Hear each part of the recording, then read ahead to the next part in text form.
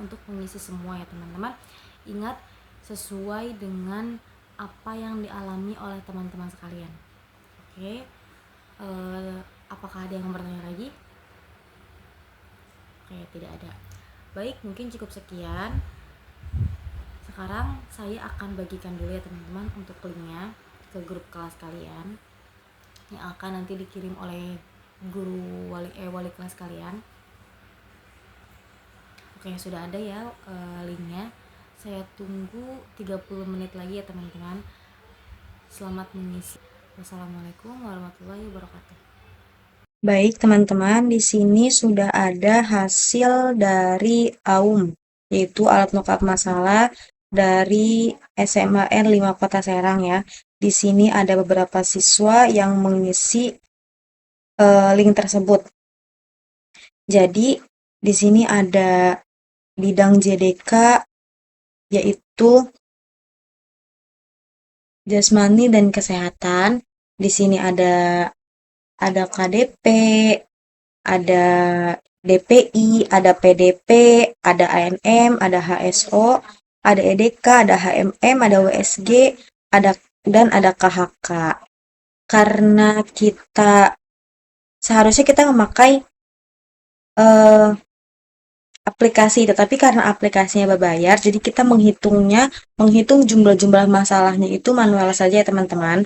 Di sini sudah saya hitung sebelumnya, jumlah dari JDK itu ada 121, jumlah dari KDP itu ada 298, jumlah dari DPI itu ada 157, dari PDP itu ada 179, dan dari ANM itu ada 30, dari HSO ada 36, dari EDK ada 25, dari HMM ada 14, dari WSG ada 16, dan dari KHK itu ada 65.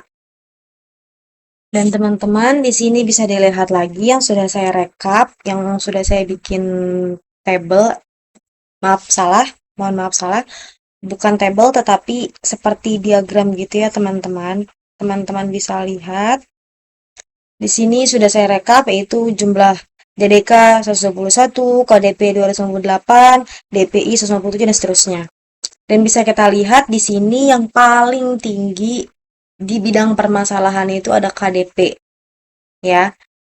Yang kedua tertinggi itu ada PDP dan yang ketiga itu ada DPI, teman-teman.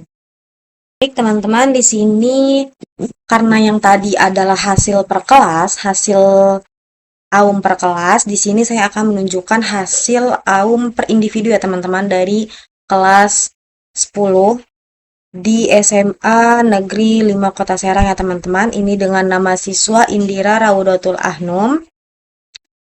Dengan jenis permasalahan atau tabel permasalahan, dia yang tidak diisi itu ada di bagian ekonomi dan keuangan, selebihnya dia isi. Nah, bagaimana, mungkin teman-teman bertanya, bagaimana ini bisa hasilnya 7,8, 20,8, 2,6, dan seterusnya. Mungkin caranya begini teman-teman ya, yang sudah saya pelajari itu ada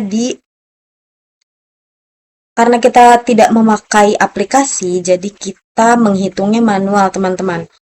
Kenapa 7,8? Itu karena jadi setiap butir permasalahan, contoh seperti 0,001 ini itu dinilai dengan 2,6. Nah, 2,6 ini karena butir permasalahannya itu ada 3, jadi dijumlahkan teman-teman 2,6 dikali 3. 2,6 dikali 3. Sama dengan ini teman-teman, 7,8 hasilnya. Sampai seterusnya, DPI pun begitu, agama, nilai dan moral pun begitu, sampai bawah. Dan jika kalau sudah semua dijumlahkan, persen-persenan ini teman-teman, dijumlahkan dari 7,8, 20,8, 2,6, ditambah 5,2, tambah 5,2, tambah 10,4, dan seterusnya. Sampai mencapai hasil 70,2. Tapi tetap saja teman-teman, yang kita akan bikin action plan atau RPS itu ada di bagian mana dia memilih jenis masalah yang paling tertinggi. Contoh seperti ini, dalam permasalahan Indira Rawodotul Ahnum ini, dia permasalahannya yang paling tinggi itu ada di DPI atau diri pribadi. Dan yang nomor 2 itu ada di PDP, ya, pendidikan dan pelajaran, dan ada karir dan pekerjaan. Kita bisa lihat ya teman-teman. Di sini dia ingin mengkonsultasikan masalahnya kepada teman dan keluarga. Oke, baik teman-teman, karena tadi kita sudah memberikan cara penghitungan dari eh, individu, permasalahan individu, jadi kita sekarang beralih ke action plan. Action plan yang saya pakai ini dengan data yaitu satu kelas ya teman-teman, satu kelas di kelas 10 SMAN 5 Kota Serang ya teman-teman. Jadi bisa dilihat di sini, karena yang tadi saya perlihatkan, yang paling tinggi itu ada di KDP ya teman-teman, itu karir dan pekerjaan. Terus yang kedua itu ada di PDP, dan yang ketiga itu ada di DPI. Action plan yang saya bikin ini adalah yang bagian pertama ya teman-teman, yang di bidang layanan ini saya bikin untuk tujuan layanannya siswa mampu mengelola stres dan emosi akademik. Strategi layanannya, karena saya mengambil dan mencakup itu dari POPBK, saya mengambil strategi layanan itu dari bimbingan kelompok. Untuk kelas ini ada di kelas 10 teman-teman, dan materinya itu ada di mengelola emosi dan stres. Dari metodenya itu ada sharing dan ice breaking, medianya ada kartu emosi, PPT. Dan evaluasi yang akan diberikan pada action plan di bidang layanan pribadi ini ada siswa mampu mengontrol emosi dengan baik. Begitu teman-teman. Jadi untuk di bidang sosialnya kita memiliki tujuan layanan siswa mampu menjalin hubungan harmonis dengan keluarga dan lingkungan sosial. Untuk strategi layanannya ada bimbingan kelompok, yang dimana bimbingan kelompok ini juga mencakup dari POPBK. Materinya ada membangun komunikasi positif dalam keluarga, metodenya ada diskusi dan sharing pengalaman, medianya ada PPT, evaluasinya ada LISEC, atau setelah kegiatan siswa mampu menjelaskan cara komunikasi sehat dalam keluarga. Nah, bidang layanan yang selanjutnya itu ada belajar. Dengan tujuan layanan, siswa termotivasi untuk meningkatkan prestasi belajar, dan kita memakai strategi layanannya konseling kelompok. Dan lagi-lagi, konseling kelompok ini masih termasuk dalam POPBK. Untuk materinya, membangun motivasi dan fokus belajar, metodenya role play atau ice breaking, dan medianya itu ada video motivasi. Evaluasinya ada LISEC, yang kedua ada evaluasi setelah beberapa minggu, yang ketiga siswa menunjukkan peningkatan disiplin belajar. Dan bidang layanan yang terakhir ada karir, yaitu dengan tujuan layanan siswa mampu mengenali minat bakat dan potensi diri untuk memilih jurusan atau pekerjaan yang tepat. Untuk strategi layanannya bimbingan klasikal, dan itu masih termasuk dalam POPBK. Untuk materinya itu pengenalan minat dan bakat karir. Untuk metodenya ada tes minat bakat dan diskusi. Dan untuk medianya ada lembar kerja PPT. Dan evaluasinya adalah siswa dapat mengenali potensi teman-teman, karena kita sudah membuat rencana kegiatan atau action plan bimbingan dan konseling SMA 5 Kota Serang. Selanjutnya kita akan membuat program semesteran bimbingan dan konseling. Lagi-lagi ini sudah saya buat dan saya akan menjelaskan. Ini untuk program semesteran bimbingan dan konseling. Yang pertama itu ada persiapan, ada layanan bimbingan dan konseling, dan ada layanan peminatan dan perencanaan individual, ada layanan responsif, dan ada dukungan sistem, dan yang terakhir ada kegiatan tambahan dan pengembangan profesi. Kita akan bahas di bidang bimbingan pribadi, sosial, belajar, dan karir. Maksud yang ada di centang-centang ini maksudnya adalah analisis hasil asesmen untuk mengetahui kebutuhan siswa. Nah, maksudnya itu adalah yang nomor satu ini masuknya ke bidang bimbingan mana? Karena analisis hasil asesmen untuk mengetahui kebutuhan siswa itu mencakup semua di bidang bimbingan, jadi saya buatnya itu menceklis semua kolom, yaitu pribadi, sosial, belajar, dan karir. Begitupun sama dari nomor satu hingga nomor 5. Itu karena mencakup di bidang bimbingan semua ini ya teman-teman. Nah, dari persiapan ini, fungsi bimbingan dan konselingnya adalah yang pertama pemahaman, yang kedua ada pemeliharaan, yang ketiga ada dukungan sistem, yang keempat memberi informasi tentang layanan BK, yang kelima ada mendukung pelaksanaan layanan BK. Kalau untuk fungsi dan bimbingan itu menyesuaikan dengan persiapannya teman-teman. Jika persiapannya yang kalian bikin bukan seperti ini, mungkin bisa juga beda untuk fungsinya. Begitupun tujuan teman-teman. Yang pertama ada menjadi dasar penyusunan program BK, menjamin layanan BK berjalan terarah dan efektif, menyatukan pemahaman terhadap kondisi siswa, membantu siswa dan guru memahami layanan BK, dan terakhir Anda mendukung kelancaran BK. Untuk waktunya, karena ini masih untuk persiapan, jadi saya taruh di semester awal semua atau semester ganjil lah teman-teman. Kita beralih ke layanan bimbingan dan konseling. Kita bisa lihat di sini ada bimbingan klasikal, bimbingan kelas besar atau lintas kelas, bimbingan kelompok, dan seterusnya. Dari bimbingan klasikal ini, saya menceklis di bagian belajar, karena yang tadi kita lihat ya teman-teman, yang seperti kita lihat tadi, ini menyesuaikan dengan bidang bimbingan teman-teman. Hal-hal yang tidak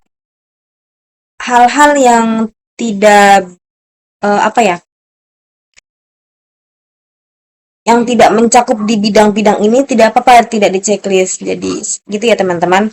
Untuk fungsi sama, kita harus menyesuaikan dengan di jenis kegiatan layanan, tujuan pun sama, kelas pun sama karena kita memberikan layanan ini untuk kelas 10.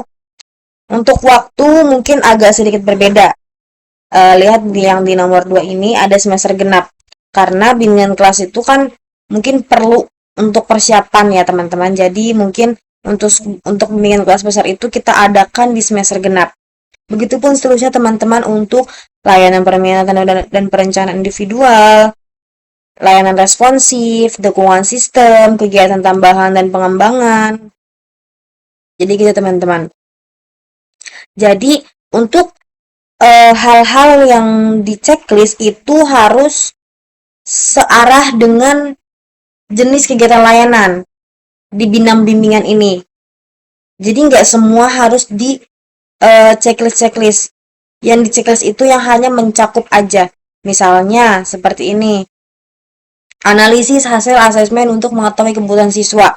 Karena ini analisis hasil asesmen untuk mengetahui kebutuhan siswa, kan kebutuhan siswa itu ada banyak ya teman-teman. Di sini kita ngambil pribadi, sosial, belajar, dan karir. Karena analisis hasilnya itu semuanya perlu untuk bidang bimbingan, jadi saya checklist 4-4-nya. Oke, begitupun sampai ke bawah. Hanya menyesuaikan dari fungsi, dari tujuan, dan waktu. Waktu itu, kalau untuk waktu, kita menyesuaikan dengan persiapannya aja, apakah persiapannya butuh waktu yang panjang atau tidak. Kalau misalkan kita tidak membutuhkan waktu yang panjang, kita bisa taruh di semester ganjil. Kalau membutuhkan waktu yang lumayan lama untuk mempersiapkan jenis kegiatan, kita bisa menaruhnya di di semester genap ya teman-teman. Baik teman-teman, karena kita sudah membuat action plan dan program semesteran, kita langkah selanjutnya itu ada di rencana program layanan atau RPL. Karena tadi itu ada 4 bidang layanan ya teman-teman, ada bidang sosial, pribadi, karir, dan belajar. Jadi di sini saya membuat RPL-nya itu ada di 4 bagian teman-teman. Yang pertama ada di layanan komponennya itu tetap layanan dasar ya teman-teman. Bidangnya saja yang berbeda. Bidangnya yang pertama ini ada bidang layanan pribadi. Yang dimana topik atau tema layanannya itu adalah mengenal diri dan percaya diri. Fungsi layanan adalah pemahaman, seperti yang kita tahu ada di action plan, dan tujuannya itu agar peserta didik mampu mengenali potensi, kelebihan, dan kekurangan dirinya sehingga dapat menumbuhkan rasa percaya diri dalam berpikir, bersikap, dan bertindak secara responsif di lingkungan. Tujuannya ada peserta didik dapat menjelaskan pengertian mengenal diri dan percaya diri. Peserta didik dapat mengidentifikasi kelebihan dan kekurangan yang ada pada dirinya. Dan yang terakhir ada peserta didik dapat memahami pentingnya sikap percaya diri dalam kehidupan sehari-hari. Jadi teman-teman, dalam RPL ini itu ada cangkupan dari action plan dan ada cangkupannya juga dari program semesteran seperti tujuan umum, tujuan khusus, sasaran layanan. Kalau untuk materi kita sama, kita harus menyesuaikan dengan bidang layanannya atau layanan dasarnya, atau juga bisa juga dengan fungsinya ya teman-teman. Untuk sumber materi kita bisa mencari materi apa yang cocok untuk bidang layanan pribadi ini, dan yang paling penting itu adalah sesuai dengan permasalahannya ya, atau sesuai dengan bidang layanan pribadinya teman-teman. Nah, di sini ada untuk waktu mungkin satu kali pertemuan itu ada 60 menit, dan yaitu akan bisa bertemunya itu mungkin seminggu sekali kah atau 2 minggu sekali teman-teman. Jadi menyesuaikan saja. Yang penting itu untuk waktu dalam satu kali pertemuan itu ada di 60 menit. Untuk metodenya bisa kita menyesuaikan dengan action plan dan media alat. Untuk pelaksanaannya, tahap awal atau pendahuluan, guru BK membuka kegiatan dengan salam dan doa. Dan sampai tahap penutup itu teman-teman, itu sudah bisa kita praktekkan ya teman-teman. Untuk evaluasinya, seperti biasa kita melihat dari action plan, atau juga bisa kalau semisal ada tambahan dari bidang-bidang ini, kita bisa menambahkan untuk evaluasinya teman-teman. Dan jangan lupa jika kita membuat RPL ini, kita harus menambahkan di bawahnya untuk tanda tangan kepala sekolah dan guru BK-nya teman-teman. Dan yang kedua di sini ada bidang layanan sosial. Seperti yang tadi saya katakan, saya membuat RPL ini ada 4, sosial, pribadi, terus belajar, dan yang terakhir ada karir. Untuk isinya atau untuk komponen itu sama aja teman-teman. Dari komponen, bidang layanan, topik itu harus menyesuaikan dengan apa yang di bidang layanannya. Jika di bidang layanan karir, berarti topik temanya itu tentang karir gitu kan. Kalau untuk belajar bidang layanannya, bisa untuk topik layanan itu kita bisa tentang belajar atau cara pembelajaran efektif gitu-gitu. Oke teman-teman, mungkin karena di sini saya sudah sedikit dan banyak yang menjelaskan tentang cara mengolah data, dari pengadministrasian, dari membuat action plan, RPL, program semesteran, itu sudah saya buat. Mungkin ini saja yang bisa saya sampaikan, kurang dan lebihnya mohon maaf. Wassalamualaikum warahmatullahi wabarakatuh.